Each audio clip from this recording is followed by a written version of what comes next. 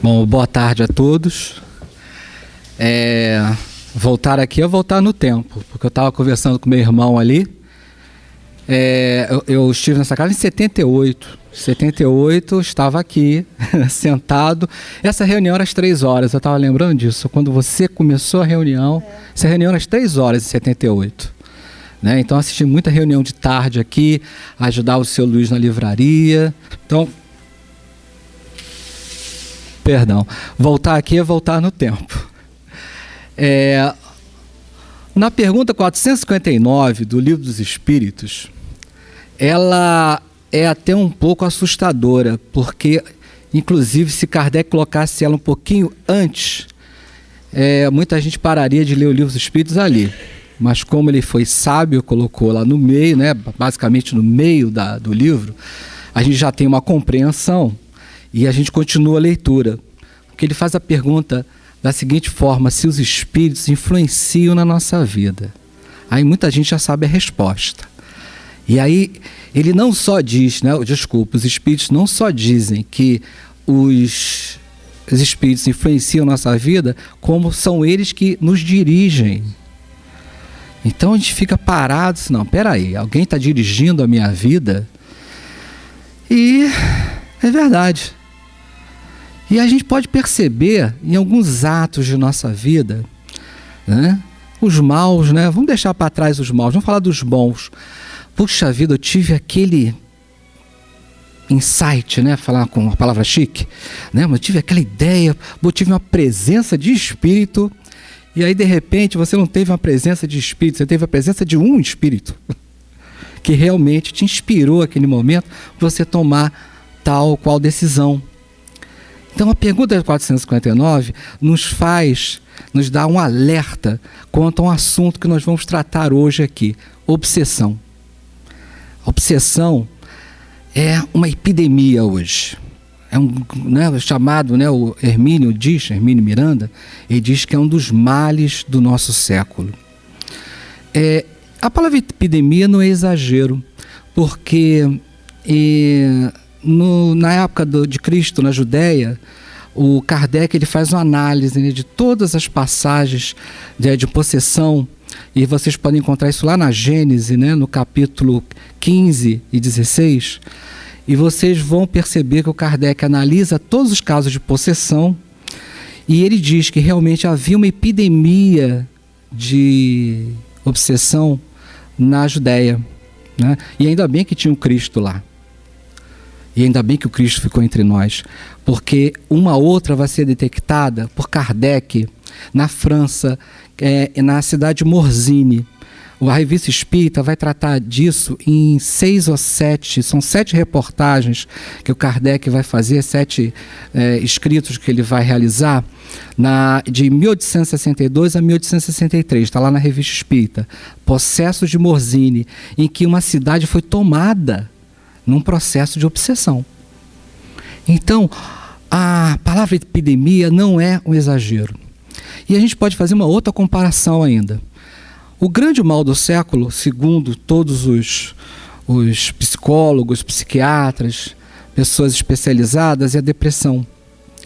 A depressão, ela se caracteriza por uma tristeza profunda, por baixa autoestima, por ideias fixas. E se você for pegar, né, as características da obsessão, são quase que as mesmas. Então a gente pode até dizer que a obsessão pode gerar uma depressão e que a depressão pode ocasionar uma obsessão.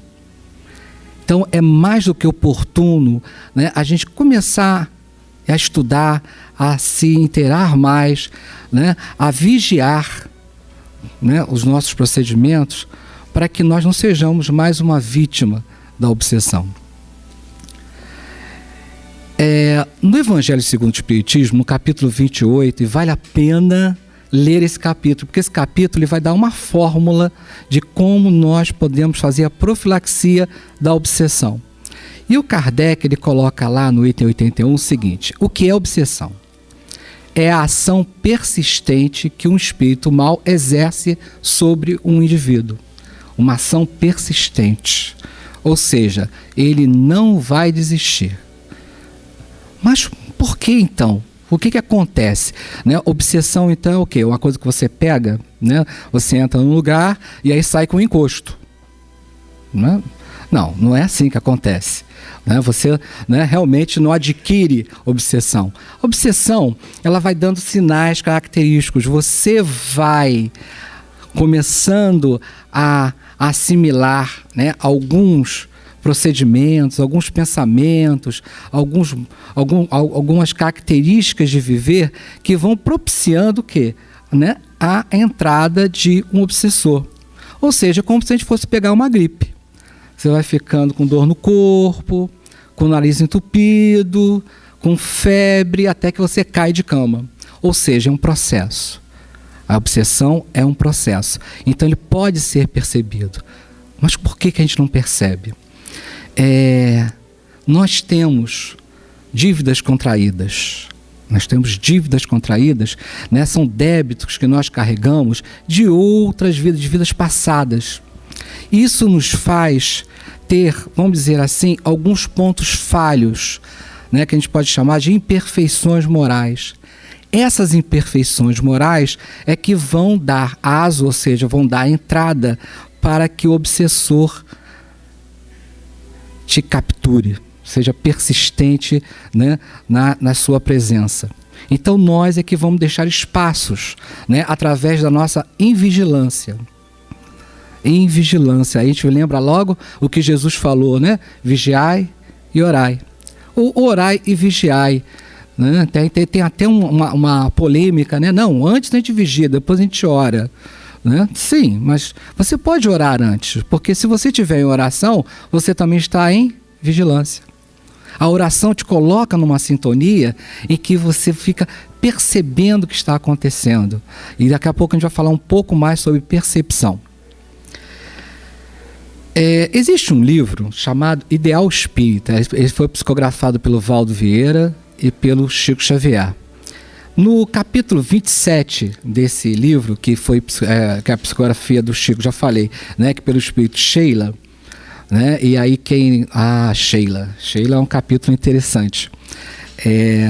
Havia, eu não lembro exatamente o ano, mas foi antes de 80, algumas reuniões de cura aqui, né, e a enfermeira que nos assistia era Sheila.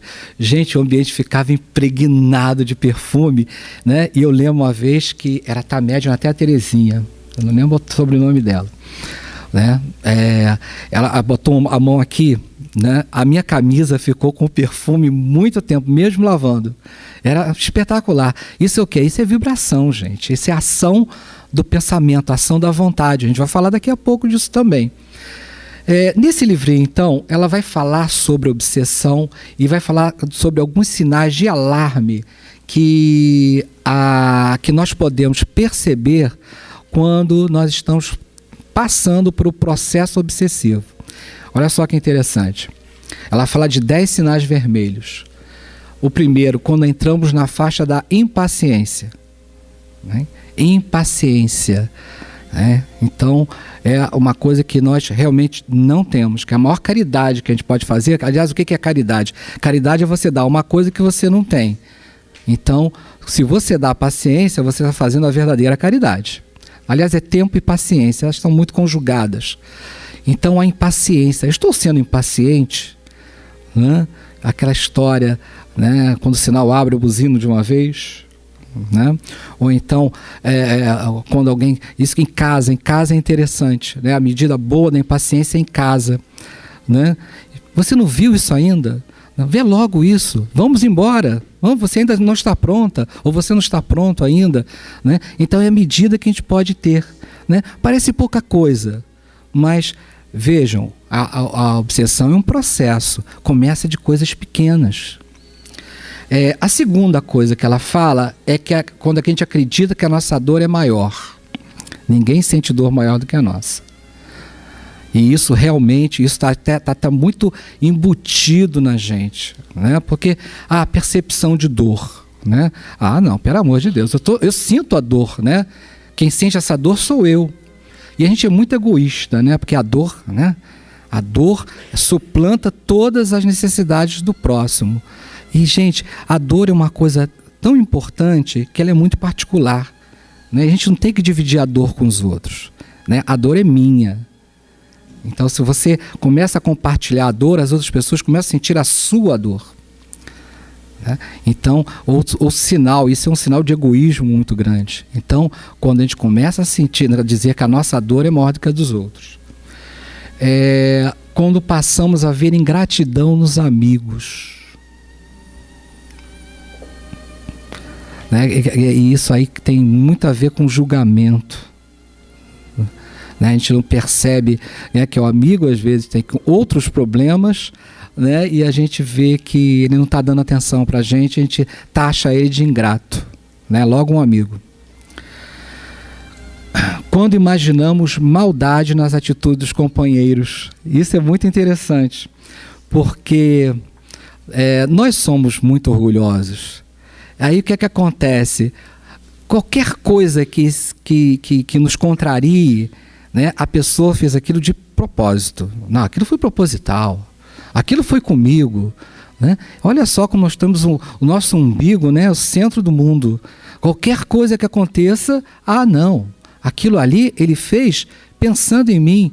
Aí se você pensar, né, naquele companheiro que às vezes fez alguma coisa no meio do público e que te ofendeu, olha só, te ofendeu, estava no meio do público, ele não conhece você, ele nunca te viu, como é que ele pode fazer aquilo para te agredir? Então é só a gente pensar um pouco, né, como realmente nós colocamos todos os nossos interesses, né, bem no centro do nosso umbigo. Quando comentamos o lado menos feliz dessa ou daquela pessoa, e nesses tempos de passeata, que nós estamos, né, subindo um nível bom de politização, é a hora de a gente amadurecer a ideia da crítica ao político, por exemplo, né? Ele é desonesto, ele causou algum desvio de verba, ele é corrupto, foi até aprovado, tudo bem, mas a gente não deve julgá-lo, né? Ou, né, lá quando Jesus falou não julgueis para não serem julgados, tem lá, né, acho que ninguém viu, né, abre parênteses, menos os políticos do Brasil, fecha parênteses. Não tem, né? Então é para todo mundo, então a gente tem que começar a se apropriar dessa ideia, né? Ou seja, não julgueis para não serem julgados, todo mundo, até o Renan Calheiros, né? É o nosso irmão em caminhada, né? Por que ele vai ser julgado por nós? Ele é o nosso irmão, né? O que nós devemos é estender a mão para ele, né? Olha só, mas é muito difícil, mas já é o que a gente começar a fazer esse exercício, porque ele é o nosso irmão em caminhada. Quem sabe na próxima encarnação, né, ele não vai ser o nosso companheiro até de família, quem sabe? E nós vamos amá-lo incondicionalmente. O Espiritismo, né, o Espiritismo é uma coisa maravilhosa, nos faz perceber o mundo de uma outra forma.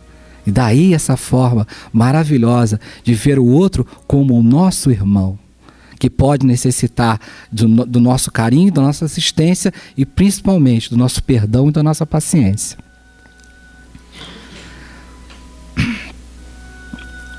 Assim, quando reclamamos apreço e reconhecimento, né? Tudo a gente quer ser ovacionado, né? Então a gente acorda de manhã sob um hino em nossa homenagem, uma salva de palmas, não é? Então, não, porque eu sou uma pessoa muito importante. Poxa, afinal, né, eu que cuido desta casa. Então, né, a gente quer reconhecimento. Olha só, reconhecimento é bom, né? Reconhecimento é bom, mas a gente tem que entender o que é reconhecimento. Reconhecimento é apenas um olhar, né? O reconhecimento é ver o outro feliz, né? Tem né, o meu filho mais velho vai casar. Eu estava falando com ele, olha só, casamento não é você ser feliz não, cara. Casamento é fazer o outro feliz, né? Porque se a gente entra no casamento com aquela história, vou ter alguém para cuidar de mim na minha velhice, né? Ah, alguém vai fazer um lanchinho gostoso para mim, né? A caminha vai ficar feitinha, né? Vou falar de lavar a louça daqui a pouco, porque aí é estratégico. Mas, gente, você está entrando numa relação para quê? Para cuidar, para amar, não? Para fazer o outro feliz. Nós somos muito egoístas.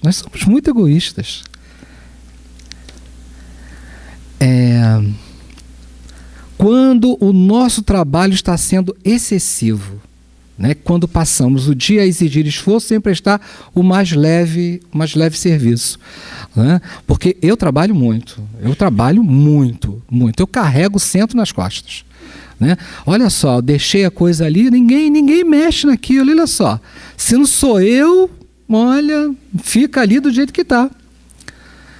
Não é assim, né? Nós fazemos a tarefa, a gente está aqui para ajudar, não é? O Chico sempre falava, né, para a gente trabalhar até cair desmaiado, né?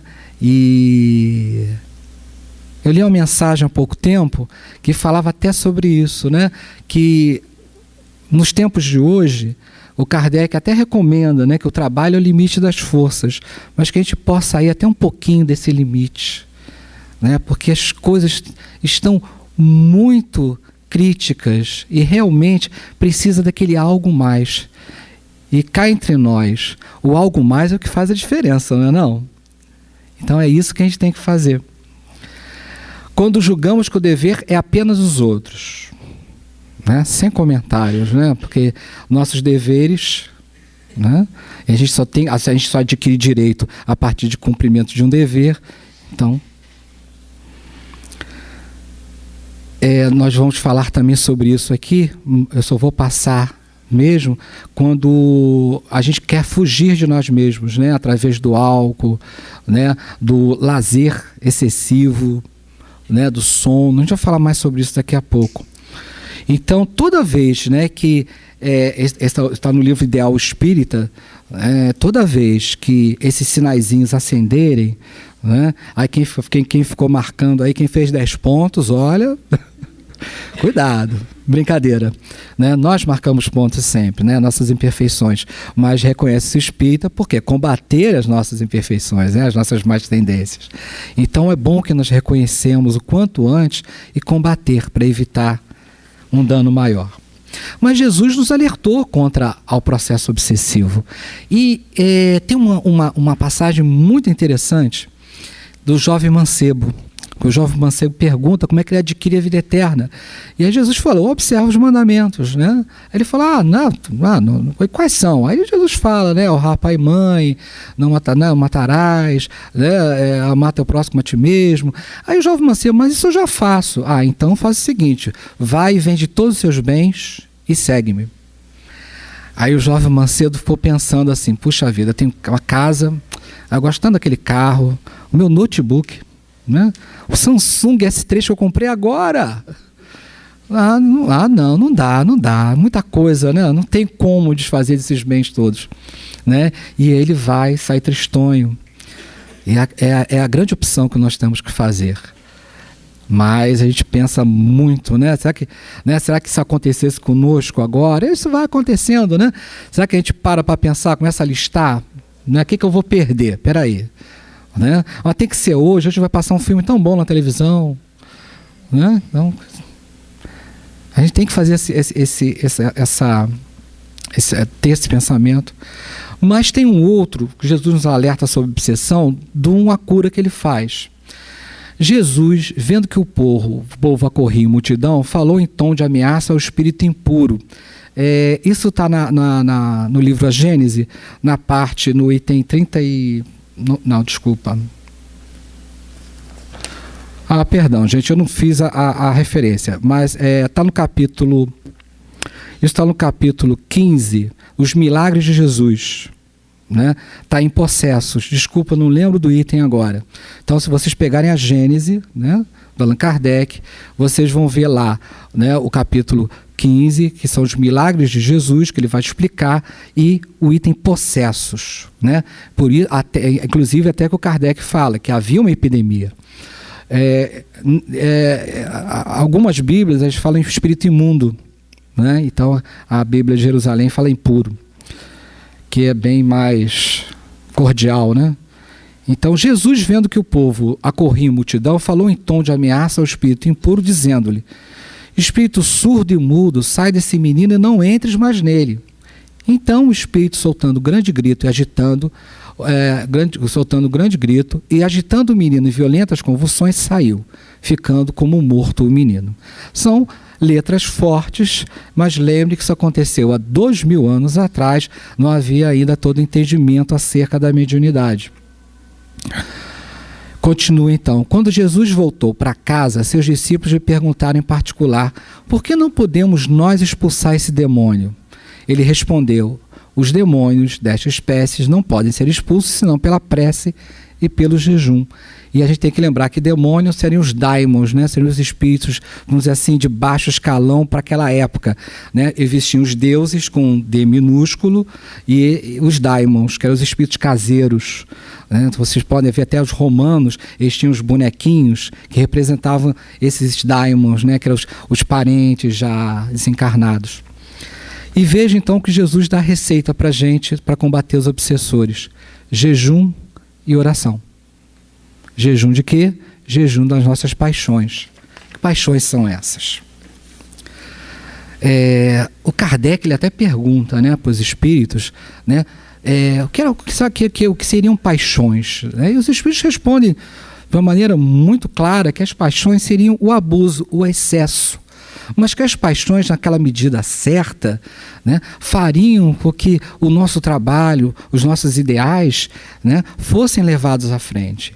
Então, o problema da paixão é o quê? É o abuso, é o excesso. Como é que a gente mede isso? E o Kardec continua, até ele faz outra pergunta, na 908. Ele pergunta assim: como se poderá determinar o limite entre as paixões... como se poderá determinar o limite onde as paixões deixam de ser boas para se tornarem mais? Quer dizer, onde é que está esse limite? Ele fala assim, ó: as paixões são como um corcel, né? Aí o meu companheiro Hélio, não é o corcel o carro, né? Você pensou no corcel o carro, né? O corcel cor de mel, não é. O corcel é aquele cavalo, né, forte, indômito, né, que parece ser incontrolável. Então ele fala que as paixões são como um corcel, que só tem utilidade quando governado e que se torna perigoso desde que se passe a governar. Continuam os espíritos: uma paixão se torna perigosa a partir do momento que deixais de poder governá-la e que dá em resultado um prejuízo qualquer a nós, a vós mesmos ou a alguém. Então o que acontece? Onde é que está o limite onde a paixão deixa, né, de ser uma coisa benigna que vai te incentivar, vai te levar à frente um projeto e passa a ser danosa, passa a ser abusiva e passa a te prejudicar?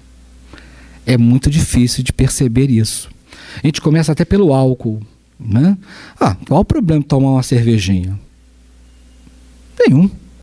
Não há problema nenhum. Mas qual vai ser o limite do beba com moderação? Onde é o limite do beba com moderação? Né? E ainda tem uma outra coisa, né, que nós podemos até aprofundar mais: onde é que nós vamos beber? Porque nós sabemos que nós estamos acompanhados por uma nuvem de testemunhas. E, dependendo do local onde nós escolhamos fazer qualquer coisa, nós vamos estar sendo o quê? Influenciados. Então, esse é outro detalhe. Então, onde é que está o limite? E aí eu vou dizer uma coisa para vocês: só cada um sabe o limite. Nós temos outros, né? O jogo, né? E aí vai pelo mesmo passo, né? Onde é que está o limite entre você, né, jogar um inocente buraco, né, e passar a realmente jogar compulsivamente? E eu vou dizer uma outra coisa interessante: quando você não pode passar sem. A gente pode até vamos para o lazer, vamos falar de lazer, né? O lazer é uma paixão, né? O lazer é muito bom. Mas onde é que aquele jogo, né, se torna tão importante que você vive em função dele? É só um jogo. Você joga no sábado à noite. mas você vive em função daquele jogo, você só pensa naquele jogo. Na segunda-feira você já está pensando, sábado vai ter aquele joguinho. E você só joga aquela partida. Percebam como o limite, né, o nosso limite é um terreno muito difícil de ser estabelecido e que nós temos que ter uma vigilância incrível quanto a isso. O dinheiro, né, até a página inicial falava sobre isso, né, o dinheiro é neutro, coitadinho. Nós é que vamos impor, né, o valor que realmente ele vai ter para nossas vidas. O lazer nós já falamos, né? E até uma coisa curiosa quanto ao lazer. Eu conheço muitos conhecidos, tenho conhecidos, né, que realmente, né, a segunda-feira, né, já é tratado os planos para o fim de semana. Ou seja, segunda, terça, quarta, quinta e sexta, né, todo o planejamento é para o fim de semana. Então, ou seja, você vive em função de. Tá aí um bom limite, né, estabelecimento de limite, né, para a gente ter aí um norteador. Eu vivo em função de, até mesmo da casa espírita, né? Eu vivo em função da casa espírita. Também é interessante pensar nisso. A máquina. Máquina é uma coisa interessante hoje em dia, porque a gente não vive sem máquina. Sem máquina não dá. Né? Então, viver sem um computador, né, para quem tem um trabalho ligado a ele, ou já se estabeleceu em comunicação, né, e até, né, operação de vida, é difícil ficar sem um computador. Mas você está vivendo em função dele, né? E hoje em dia a coisa é interessantíssima, né? Olha só. Perceberam já isso? Né? Você vai no metrô, está todo mundo assim. Né? Você vai no restaurante, está todo mundo assim. Né? Pior é na sala de aula. Na sala de aula está todo mundo assim. Né? Mas tudo bem. É um meio interessante. Né? E agora, com os smartphones, gente, você tem informações instantâneas, é muito bom. Mas você está vivendo em função disso?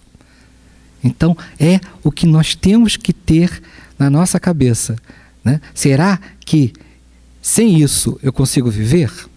Né? Ou eu estou usando isso e está depreciando minha qualidade de vida ou de outra pessoa? Né? Porque realmente não é incomum você ver duas pessoas sentadas à mesa,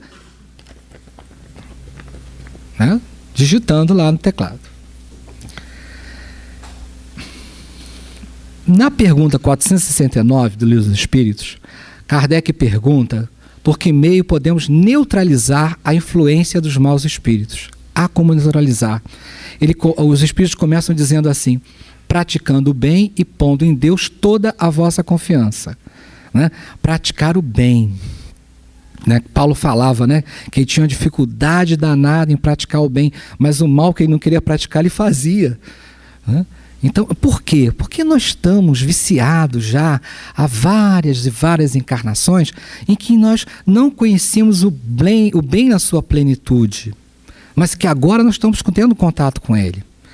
Então, praticar o bem realmente afasta, né? E confiança em Deus. Né? Eu estava brincando outro dia que a gente às vezes tem mais confiança no homo do que em Deus. Porque a gente pega o homo, abre, coloca lá na tampinha, joga na máquina, não quer nem saber que tem ali dentro. A gente tem maior confiança, não é? A gente tem certeza que a roupa vai sair limpinha. Mas aí a gente fica doente, meu Deus, eu vou morrer. Meu Deus, eu vou sofrer. Meu Deus, o que eu tenho? Né? Aí o homo ganhou. O homo ganhou de Deus. Porque você tem mais confiança no homo. Então, confiança em Deus. Né? Os nossos cabelos estão contados. As folhas das árvores estão contadas. Deus, né, dá tanta importância a todos os seres vivos que Ele alimenta as aves do céu, que não trabalham, né? Não fiam, não tecem. Veste, né, uma flor maravilhosa que o dia seguinte vai ser lançada ao fogo. O que dirá de nós? Ele não está cuidando da gente? Confiança em Deus. Ele fala também que guardar de atender sugestões dos espíritos que vos suscitam maus pensamentos. A gente sabe o que é um mau pensamento, não sabe? Às vezes não. Às vezes a gente não sabe, não. Vocês percebem nesses movimentos que houve há pouco tempo, né? Tinha a turba dos baderneiros, sim. Tinha um pessoal que foi lá para quebrar. Mas muita gente foi na onda, aproveitou. E às vezes, sem sentir, nós tomamos algumas decisões porque as pessoas estão tomando. Ora, afinal, todo mundo está fazendo, que mal pode haver? Então, nós temos que realmente cultivar bons pensamentos para começar repelindo os maus, ou seja, sabendo identificar o que é um mau pensamento. Fala também desconfiar especialmente daqueles espíritos que exaltam o nosso orgulho. Olha só, né? E sem sentir a gente faz isso, né? A gente toma uma decisão e aí vem, olha, poxa, que decisão boa, olha, realmente eu me superei, né? Duas palavras com muito cuidado quando a gente ouve, né? Olha, você superou, então você merece. Eu mereço, né? Quando você fala isso, né, normalmente, talvez você nem esteja falando isso, talvez esteja incutindo isso do eu mereço. Eu mereço um descanso, né? Afinal eu trabalho tanto. Então, muito cuidado, né, com essas insinuações. E Jesus ensinou uma oração, né, para nós repelirmos, né, todas essas tentações, que está na oração dominical, que a gente fala aqui: não nos deixeis cair em tentação, mas livrai-nos do mal. Não, uma oração que a gente aprendeu, faz todo dia, e é uma pena que a gente faça tão mecanicamente, né, sem realmente pensar, né, refletir sobre o que a gente está falando.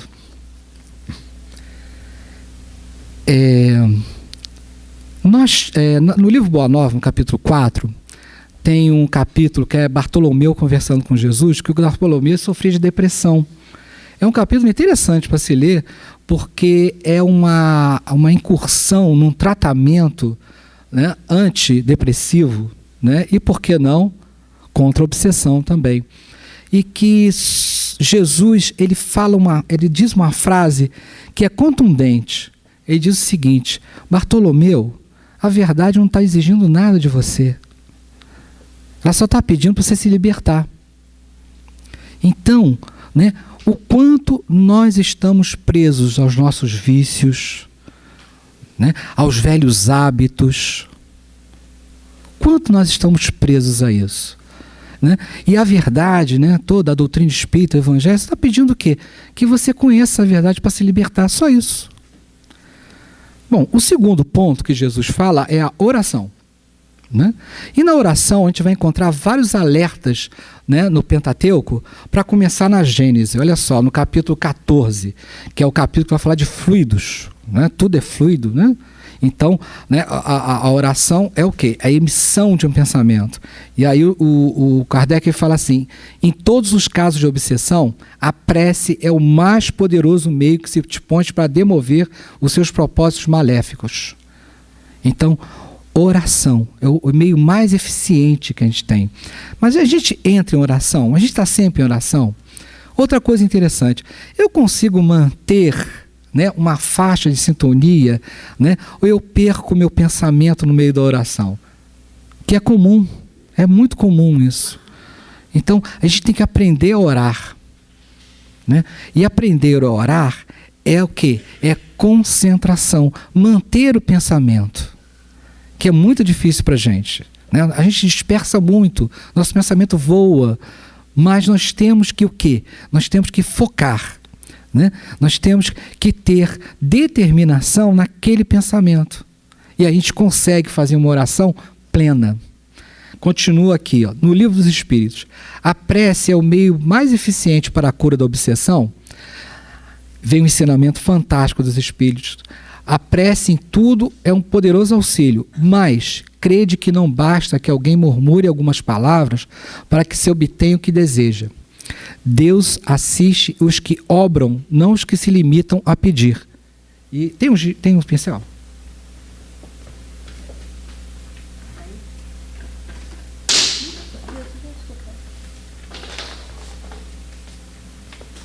Gente, olha só.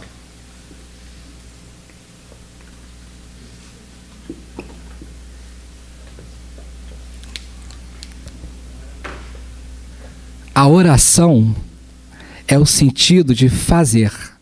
Quando você está orando, você está fazendo alguma coisa. E você está fazendo aquilo que os Espíritos fazem a todo momento, que é como eles obram. Kardec fala que os Espíritos não precisam de braços para agir. Eles agem pelo pensamento. Então, a grande ação é o pensamento. O pensamento, os Espíritos dizem isso a toda hora em vários livros, tanto no Evangelho quanto no Livro dos Espíritos. O pensamento é tudo. Tudo mesmo, tudo. Toda a nossa ação começa o quê? Pelo nosso pensamento. Tudo o que nós vamos criar em volta de nós é a ação do pensamento. Nós pensamos e nós agimos. E se nós não agimos, o pensamento vai pairando em torno de nós e constrói uma trama em que nós vamos mergulhar, queiramos ou não, naquela criação. Então, o pensamento, a obra é feita pelo pensamento. E a oração é uma ação. Então, a todo momento, o que a gente está fazendo? A gente está emitindo vibração, a gente está emitindo pensamento. E se a gente não está com um pensamento pleno, voltado para Deus, pensando no bem, pensando em coisas boas, a gente está fazendo o quê? A gente está procurando espaço para a entrada desses nossos irmãos mal intencionados. Então, realmente, a oração, ela tem que ser acompanhada de obras. E o nosso pensamento tem que estar voltado para isso. O que eu vou fazer? Qual é a minha intenção? E, claro, uma hora, fazer. Continua aqui no Livro dos Espíritos, né, a resposta. É, pois, indispensável que o obsidiado faça, por sua parte, o que se torne necessário para destruir em si mesmo a causa da atração dos maus espíritos. Né? Então, você tem que detectar o que está causando esse mal. Né? Por isso que a doutrina pede a nossa reforma íntima, né? Doutrina fantástica. Busque ajuda. A gente vai ver aqui mais para o finalzinho, né? A ajuda, ela está em toda parte. Né? E a Casa Espírita, então, oferece vários meios de nós combatermos, né, esses maus pensamentos, né, e evitar que nós possamos cair, né, nas garras do obsessor. Nas garras no bom sentido, né? Coitado do nosso irmão. Mas sendo mal do obsessor. No Evangelho, nós já falamos, ele fala, a forma nada vale, o pensamento é tudo. Ore, pois, cada um segundo suas convicções e da maneira que mais o toque. Tem um livro muito interessante, que é Painéis da Obsessão, do Hermínio Miranda, do Manuel Filomeno de Miranda, obrigado, né, a psicografia do Divaldo, que tem um médico que ele não é religioso, absolutamente, ele até abomina a religião. Mas os espíritos, né, os espíritos amigos, estão ao lado dele o tempo inteiro. Né? E aí,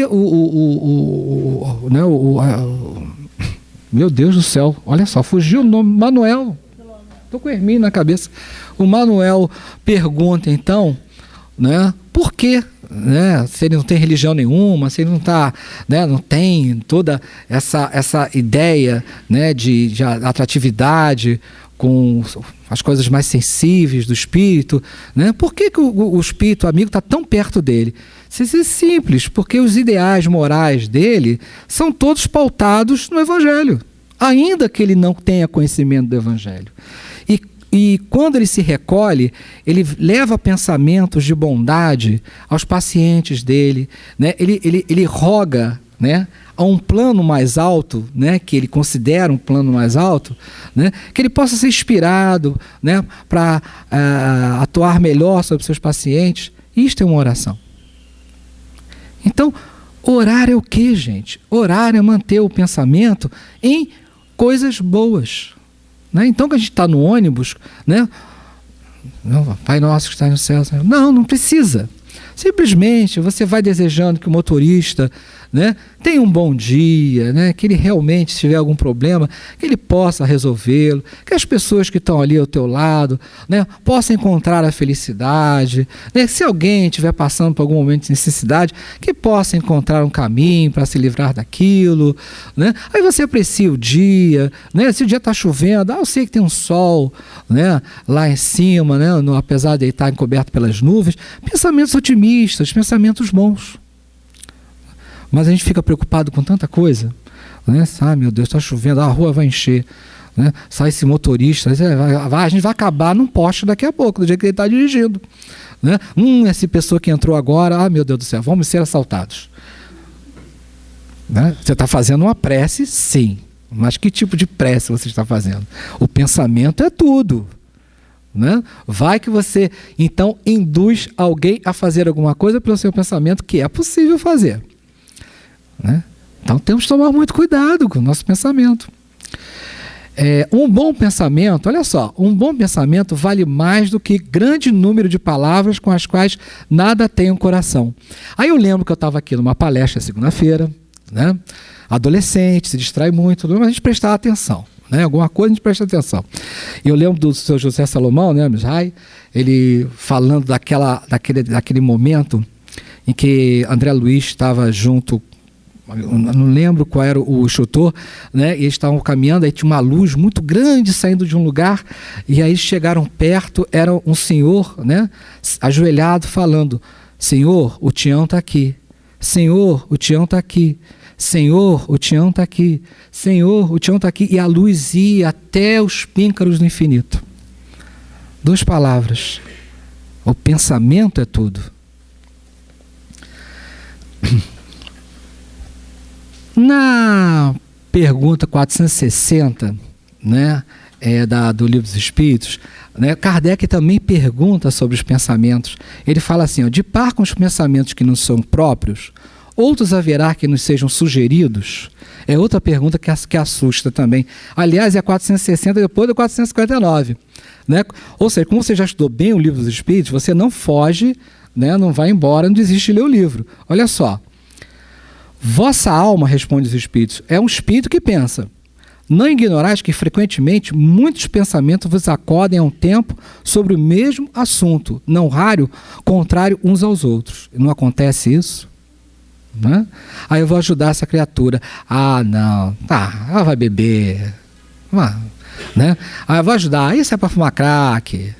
Né? E por aí vai. Né? O que garante que são pensamentos sugeridos?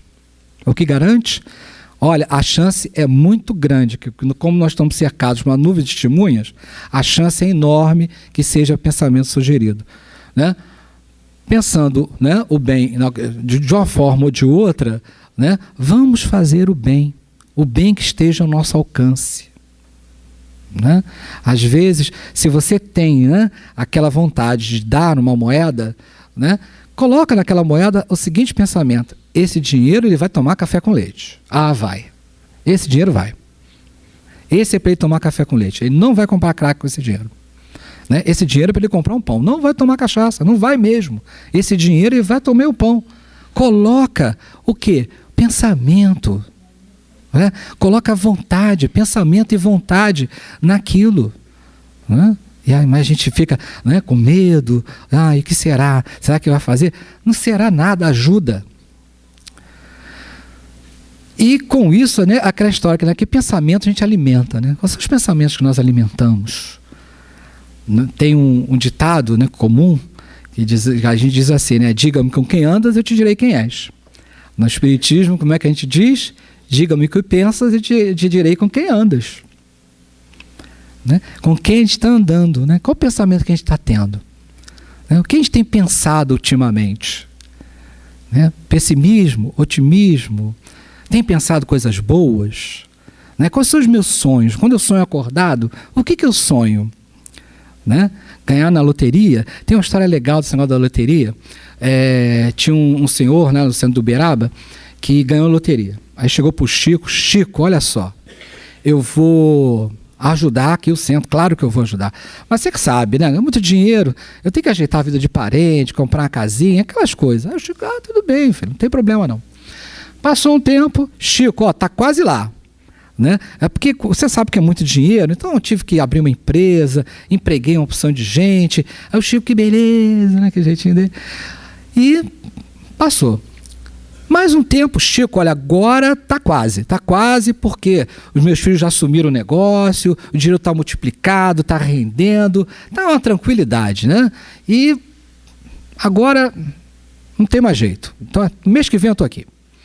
Passou um mês, aí, né, o sujeito vem, Chico, agora, olha, agora vamos ajudar esse centro aqui, vamos erguer esse centro, vamos dar um jeito aí nas cadeiras, né? Vamos colocar ele para funcionar.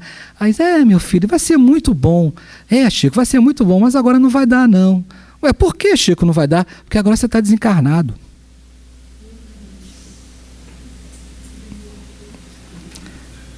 Pois é. Quais são os nossos sonhos?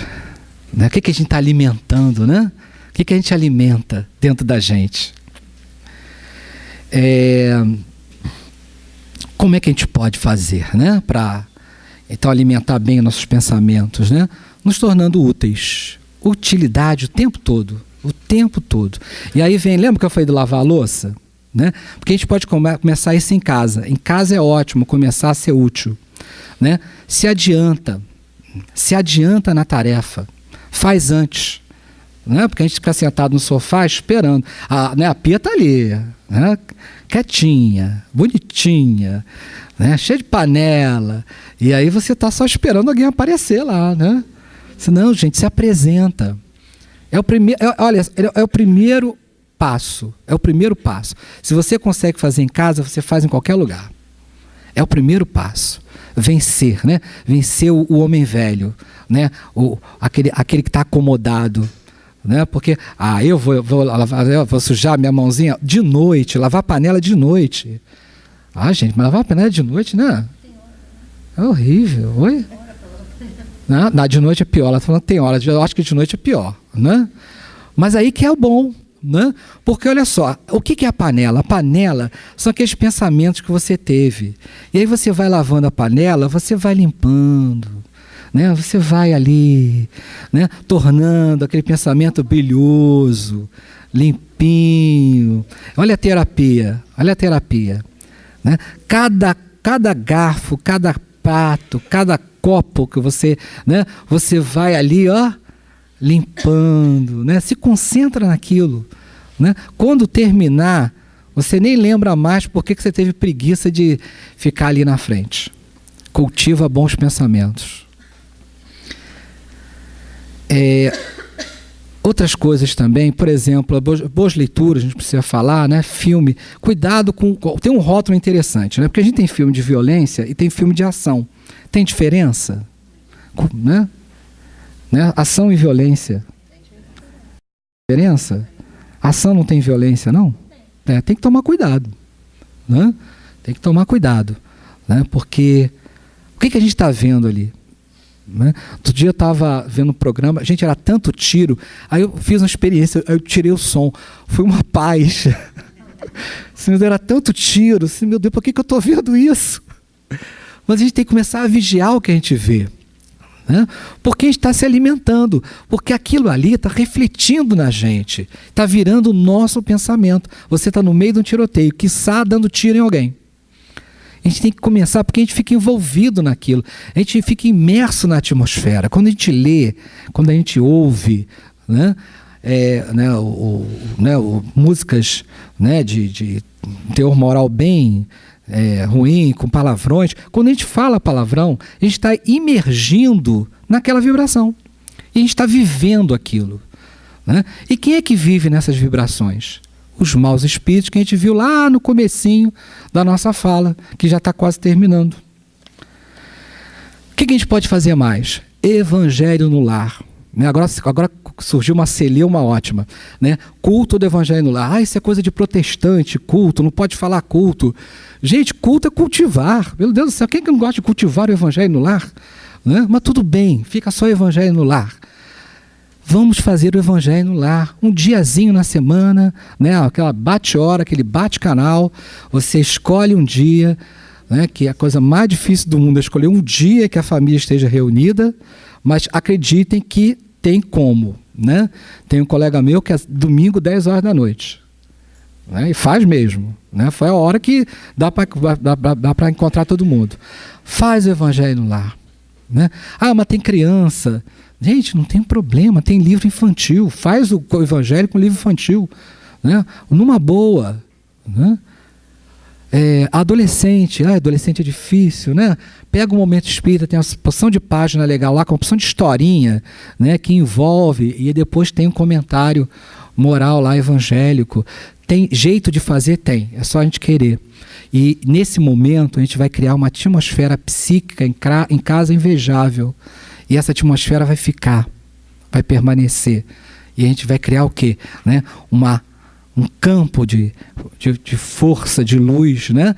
Não para impedir que espíritos sofredores entrem, porque a gente vê, né, na literatura, né, farta disso, quando a gente se recolhe para orar firmemente, vem uma porção de espírito sofredor para o nosso lado. Que bom!